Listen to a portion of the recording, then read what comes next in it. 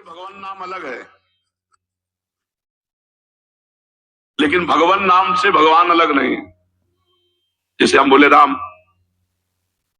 का नाम अलग हुआ और राम जी अलग हुए, लेकिन राम नाम से राम जी अलग नहीं हो सकते।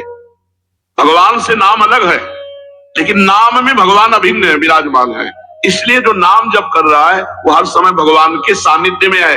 हम बोल रहे राधा राधा, तो राधा किशोरी हमारे जिह्वा में राधा नाम रूप में विराजमान है। नाम के अंदर भगवान है और भगवान के अंदर सब ज्ञान, ऐश्वर्य, माधुर्य, प्रेम सब कुछ समाया हुआ है। अर्थात नाम जपने वाले को समस्त ज्ञान, ऐश्वर्य, माधुर्य, लीला सब कुछ प्राप्त हो जाएगा। बस तुम नाम जपते रहो। नाम,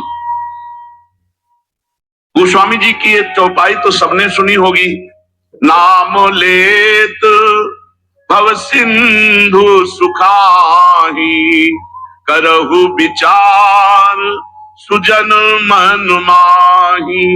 ऐ सुजन, ऐ सुंदर जानकार, ये बात मेरी जान लो कि नाम लेते ही भव समुद्र सूख जाता है। अब विचार करो कौन सा साधन श्रेष्ठ। नाम लेते ही भव समुद्र से पार होने की बात जाने दो, सूख जाता है।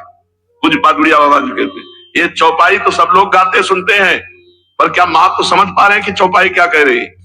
कि नाम से बढ़कर कुछ नहीं है, निरंतर नाम जप करो।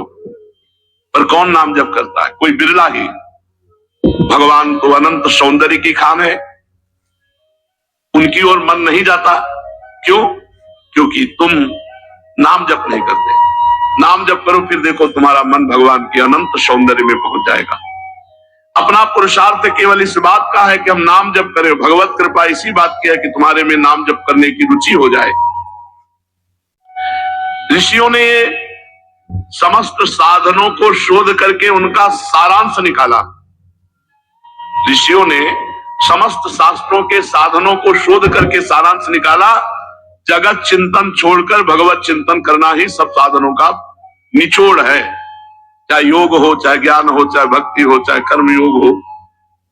संसार का चिंतन छूट जाए और भगवत चिंतन हो, यही सब साधनों का फल है। जगत चिंतन देहाशक्ति, भगवत चिंतन भगवदाशक्ति। भगवत चिंतन करने से ये देह भी दिव्य हो जाता है, देह भी दिव्य हो जाता है। सर्वदा जो भगवान का चिंतन करते रहते हैं, भगवान नाम की रट लगा देते हैं, कलयुग स्पर्श नहीं करता ऐसे साधकों का। नहीं तो कलयुग के स्पर्श मात्र से बुद्धि भ्रष्ट हो जाती है।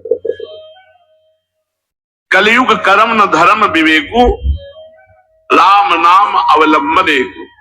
कलयुग में धर्म कर्म सब विशेष फलदायी नहीं रह गए, केवल भगवान नाम। कलयुग केवल नाम आधारा, सुमिर सुमिर नर उतरे। केवल भगवान नाम।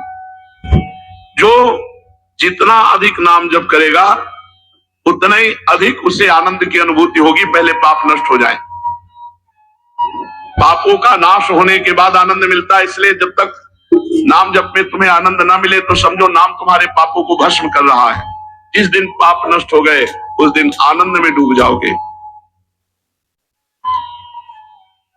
बिना भगवान शंकर की कृपा के हरि नाम में प्रीति नहीं होती, हरि चरणों में प्रीति नहीं होती।